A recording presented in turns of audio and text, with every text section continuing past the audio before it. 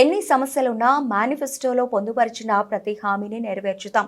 ఎన్నికల ముందు ప్రజలకు ఇచ్చిన హామీలు నెరవేర్చేందుకు కూటమి ప్రభుత్వం చిత్తశుద్ధితో పనిచేస్తోందని సీఎం చంద్రబాబు అన్నారు.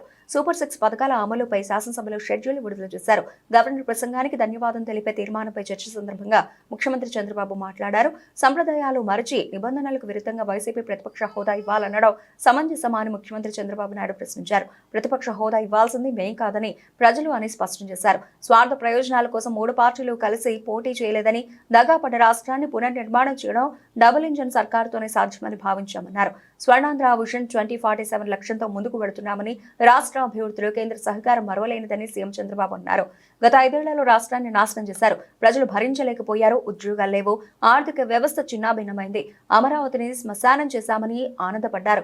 పోలవరం నిర్వీర్యం చేసి డయాఫ్రామ్ వాల్ను గోదావరిలో కలిపేశారు. విశాఖ స్టీల్ ప్లాంట్ ను ప్రశ్నార్థకం చేశారు.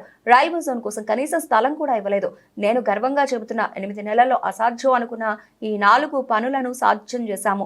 ఇందుకు ప్రధాని మోదీ సహకారం మరవలేనిది. గత పాలకులు రాష్ట్రాన్ని ఆర్థిక సంక్షోభంలోకి నెట్టేశారు. ఢిల్లీలో వాతావరణ కాలుష్యం, రాజకీయ కాలుష్యం పెద్ద సమస్యలు. ఢిల్లీలో ఉండలేము, రాజధాని మార్చాలని చాలా మంది అంటున్నారు.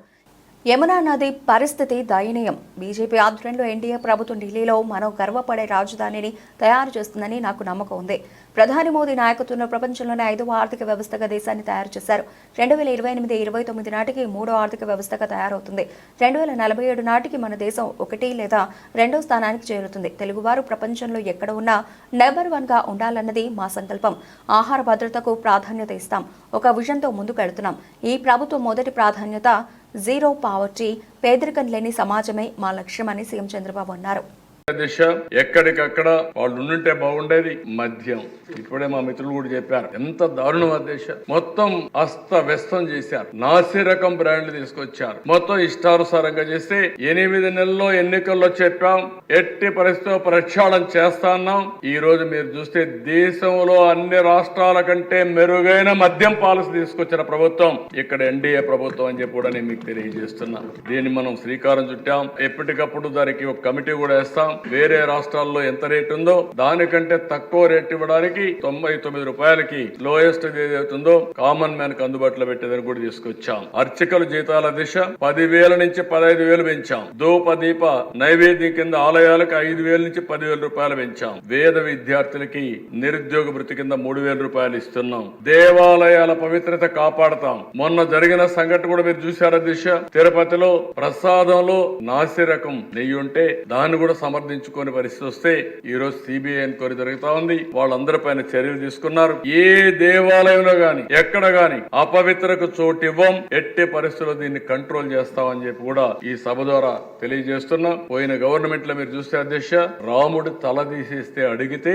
తిరిగి కేసులు మా మీద పెట్టారు. ఇక్కడ అతి దారుణంగా అధ్యక్ష, ఏదైతే అంతర్వేదిలో రథం కాలిపోతే లెక్కలేని విధంగా ప్రవర్తించారు. హనుమంతుడు చేయి కొట్టేస్తే ఇరిగిపోతే ఇదేంటని అడిగితే బొమ్మే కదా ఏమవుతుంది అని అవహేళనతో మాట్లాడే పరిస్థితికి వచ్చారు. అంటే 1-2 కాదు అధ్యక్ష, అవి చూసినప్పుడు చాలా బాధేస్తుంది. నేను అందుకే హామీ ఇస్తున్నా, ఏ దేవాలయాలు జోలికైనా సరే, ప్రార్థనాలయాలు జోలికి రావాలంటే వెన్నెముక అదిరే విధంగా బిహేవ్ చేస్తాం. వదిలిపెట్టే సమస్య లేదని చెప్పి తెలియజేస్తున్నా. ఇంకో పక్కన నాయి బ్రాహ్మణుల వేతనాలు 15,000 నుంచి 25,000 పెంచాం. కడాన అందరినీ సమానంగా చూస్తూ ఇమాములకి మౌజములకు కూడా గౌరవ వేతనం 10,000 15,000 చేశాం. ఇంకో పక్క ఎస్సీ ఎస్టీ బీసీ మైనారిటీలకు 2,000 కోట్ల రూపాయలు అధ్యక్ష 5 సంవత్సరాల్లో ఒక పైసా ఇవ్వలేదు. మార్జిన్ మనీ లేదు, సబ్ ప్లాన్ లేదు, వాళ్ళకి ఆర్థికంగా వెసులుబాటు వచ్చే కార్యక్రమాలు లేవు. అవన్నీ కూడా ఇచ్చే పరిస్థితికి వచ్చాం. ఇది కాకుండా అధ్యక్ష, ఈ ప్రభుత్వం ఒక విధానానికి కట్టుబడి ఉన్నాం. ప్రతి ఒక్క వ్యక్తికి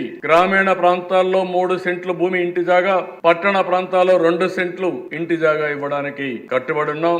5 సంవత్సరాల్లో ప్రతి ఒక్కరికి ఇల్లు కట్టించే బాధ్యత, ఇల్లు లేదనకుండా ఈ పని పూర్తి చేసే బాధ్యత తీసుకుంటాం. అందుకని అధ్యక్ష, ఇప్పటికే 1,14,000 ఇండ్లు కట్టాం. రేపు జూన్ 12వ తారీఖున అంటే 1 ఇయర్ ఈ ప్రభుత్వం పదవి చేసే సమయంలో 5 లక్షల ఇండ్లు కట్టి పేదవాళ్ళకు అంకితం చేస్తామని చెప్పి కూడా ఈ సభ ద్వారా హామీ ఇస్తున్నాం. అదే మరి అధ్యక్ష, ప్రతి ఒక్క వ్యక్తికి ఒక కమిట్మెంట్ ఇస్తున్నాం. ఇంటి జాగా, ఇల్లు, ట్యాప్ వాటర్, అది కూడా sustainable source, toilet, solar power connection, pumped gas గానీ ఇంటర్నెట్. ఈ 7 వస్తువులు క్రియేట్ చేస్తాం. అది ఏ వ్యక్తి అయినా సరే కనీస అవసరాలు ఉండే పరిస్థితి రావాలి. ఇందులో కూడా మీరు చూశారు, రేషన్ కార్డు గాని పేదవాళ్ళకి ఇవ్వడం అవన్నీ వస్తాయి అధ్యక్ష. ఇది కాకుండా అధ్యక్ష, ఈ ప్రభుత్వం ఒక ఉద్యమంగా తీసుకుంటాం. పేదవాళ్ళ పైన ఫోకస్ చేస్తాం, పేదరికం పైన ఫోకస్ చేస్తాం, ఆర్థిక అసమానతలు తగ్గించడం కోసం నిరంతరం పనిచేస్తాం.